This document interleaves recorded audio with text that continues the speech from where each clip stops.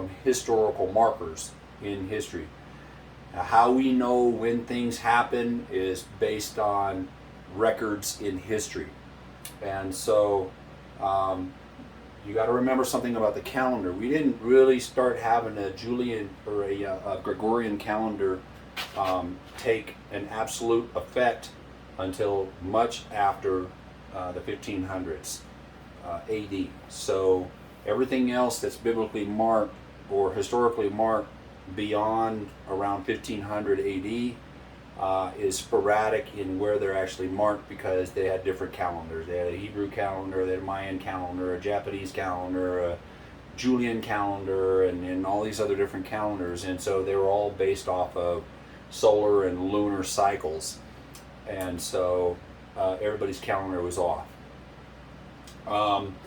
So historical markers are going to be a little bit of an issue, because if you want to rely on man's ability to know where everything is at, you can't believe that that's precise as a man could write it down in timetables.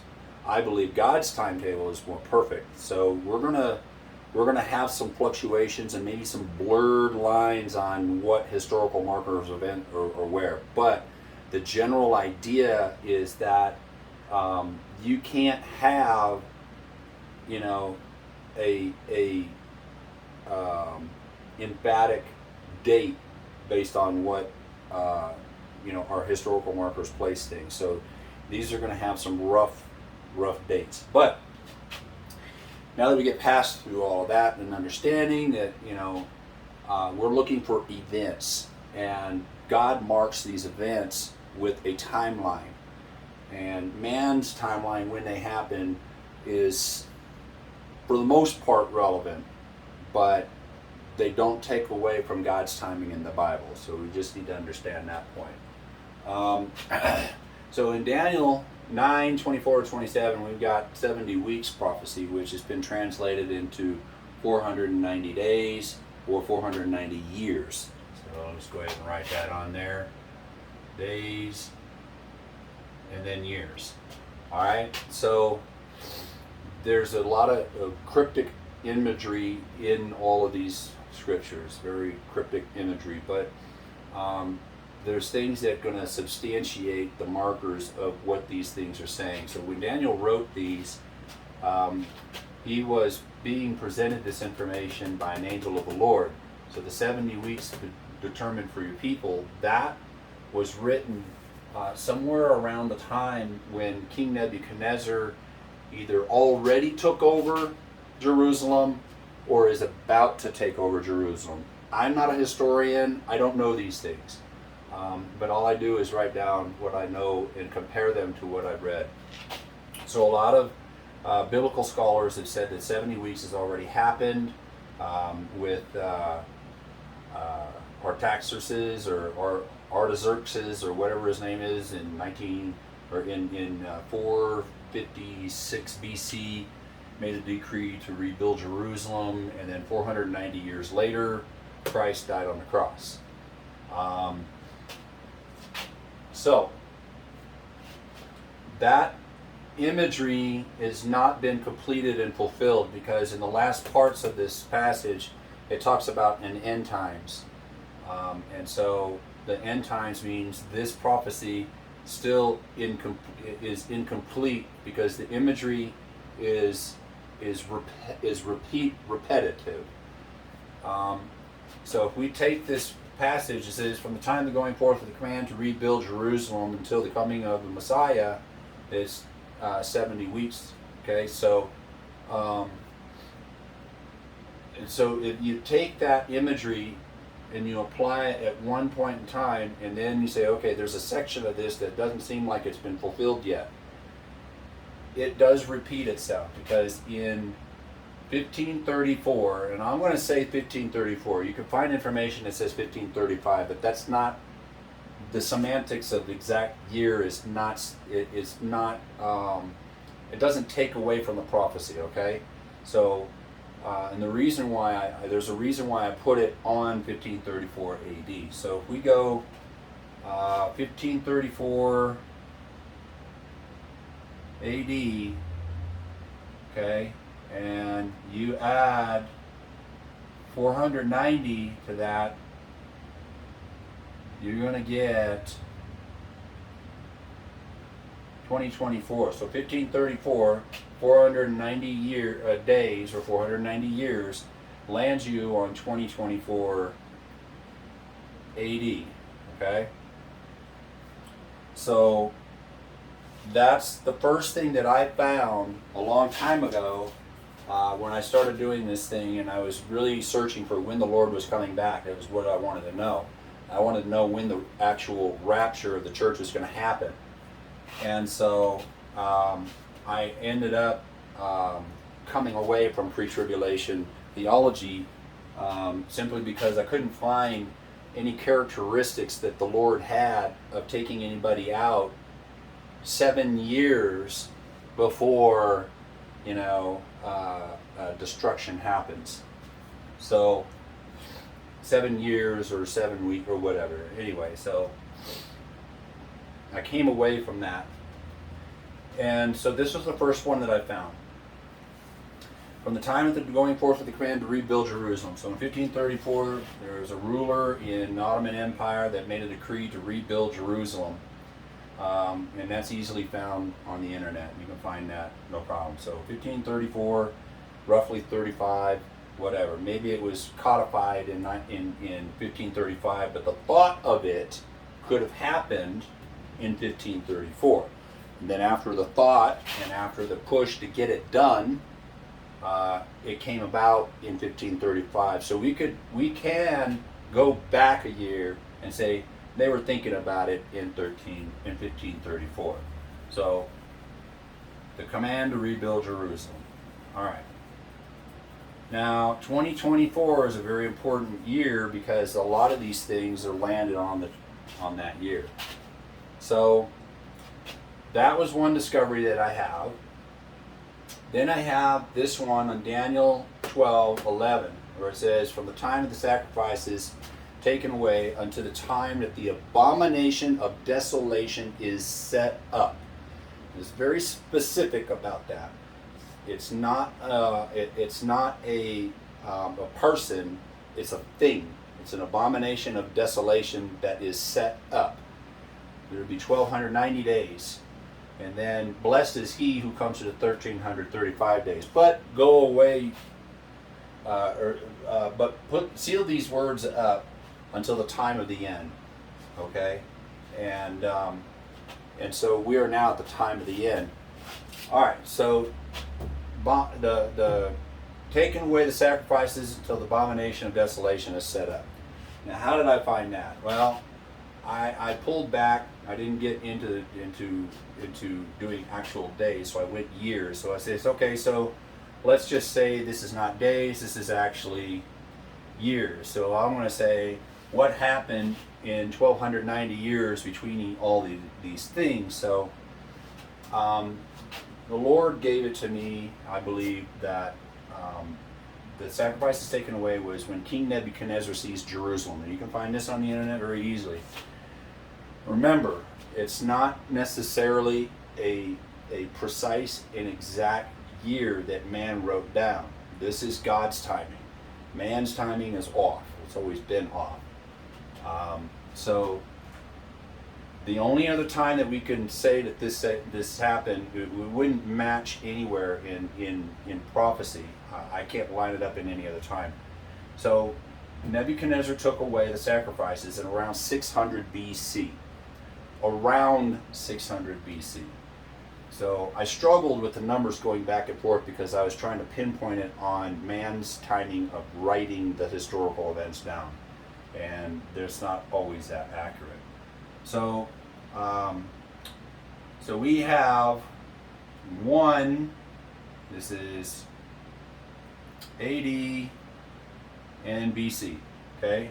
This is one. So 600 BC, you had Nebuchadnezzar. We'll just call him Neb, all right? Neb decided he was going to siege Jerusalem, right? So that was 600 BC. Now, if you read the historical events, he actually went into the temple and took all the artifacts and stopped all the sacrifices. He just told the Jews, you ain't doing it no more. So that sacrifice is taken away. Okay? So that fits on the first part of Daniel 12. Then we go over here, and I discovered if I count this number of years, 1290, so that would mean somewhere in the neighborhood of 690 AD, something had to happen.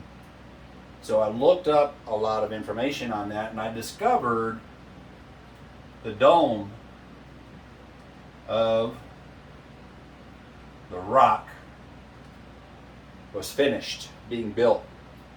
And then it gave me goosebumps because I'm like, now wait a minute. This is an Islamic temple. Okay? To the Jews, that's an abomination. They know it is. Okay?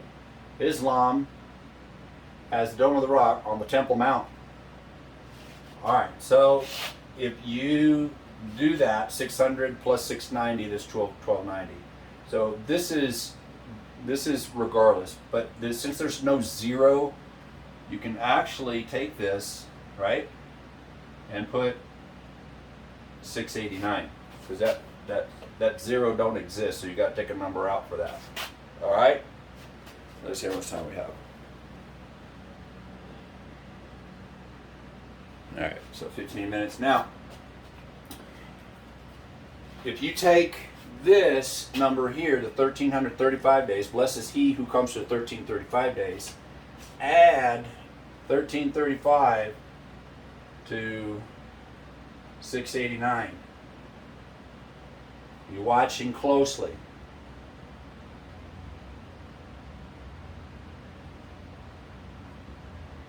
(2024). Okay? So I have two passages with the historical markers landing us on 2024 again. Okay? So that's that one. All right? Now, we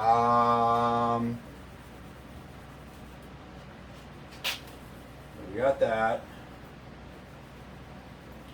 Now these are still significant. They haven't been put aside yet. They're still significant because the days translated as years got the big picture in to tell us what year we're going to have this happen. Now, you go in here and you do, let's see, that was that one, so 1535, and then that one. Now, let's do something else.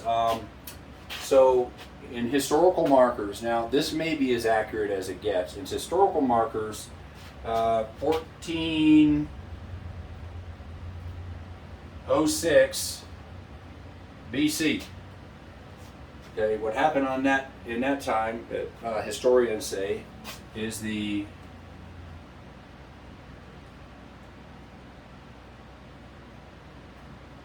Israel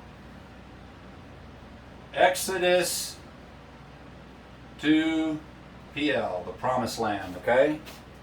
The Exodus was in 1446 BC, and then they left the wilderness and went into the Promised Land 1406. And that's where you get into this one here. So this right here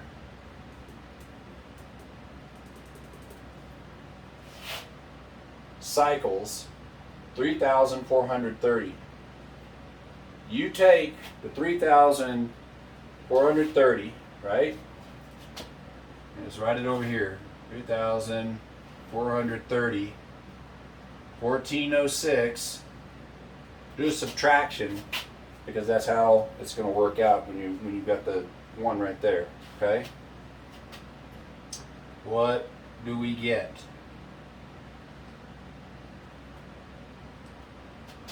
2024. You see the math? So that's 3 witnesses pointing to that year 2024. Okay? Alright, so we got that. And the Israel Exodus took care of all of that. Okay. Now, the next thing that we're going to do is we're going to do a celestial sign. So what we have is the Great American Solar Eclipse. Does everybody remember when that happened? Anybody remember when that happened? That was the 21st of August. I need to learn to write better. Come on, hand. Do what you're supposed to do. Okay. August 2017. Okay? Solar eclipse, August 21st, 2017. The next one is the 8th of April 2024. And guess what? These 2 years is 7 years. These 2 times is 7 years. Okay? So this is very significant because across the United States, it actually makes an X right over Georgia. So if you were to draw the United States, which, see if I can do it very well here.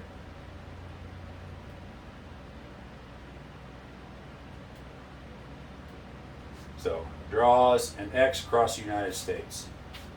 That's the Great American Solar Eclipse. It starts in Salem and exits out the other end on the first one, and so on and so forth. So there you have another witness. Now, there's a great omen in ancient times where if you see solar eclipses, you know that's a bad omen. Something bad's going to happen or whatever. Everybody freaked out when Christ died on the cross. The sun grew dark and all this. Well, that was a solar eclipse when that happened, when he died. All right. So that one was that. And then there was something else that was very interesting that I did a while back. It had to do with sabbatical cycles. So I wanted to know exactly when Christ was born. There's been people that say he was born 4 BC, 6 BC, 3 BC, or whatever. So if we go by this one date here, 1 AD, and say that he was born 1 BC, okay? That would mean he died in around 33 and a half AD. Why is it half? Because he was alive on earth from the time of birth to death for 33 and a half years. His ministry started at the age of 30, and his ministry was 3.5 years. Okay, so 33 and a half AD, all right, Anno Domini, or after death, or whatever, some people have said that. All right, so sabbatical cycles are 49, and I figured if Jesus was like King David, and he's from the root of David, right? King David, when he reigned as a king, he reigned for approximately 40 and a half years as king. Okay? When you take the math by the sabbatical cycles, you end up with 1984 and a half. Okay? 1984 and a half. Add the 1984 and a half to the 33. And you know what you get? 2018. Okay? So that would make sense to me, because Israel's 70th birthday was 2018, and there's 7 more years, which would be the last week of the prophecy of 70 weeks. So this year would be the 489th day, or 489th year to that. So the last 7 years is going to be there. But why is that significant with Christ? Well, mostly because Christ is cut off, but not for himself, for the prince to come. So that's your 70 weeks there. So that's kind of where I lead in with that. That was a very interesting find that I did a while back. I haven't, done any more details on it, but that was about it. So that means Christ was born right there, 1 BC. Okay? All right, so we got all through that. Let's see, there's got to be something else.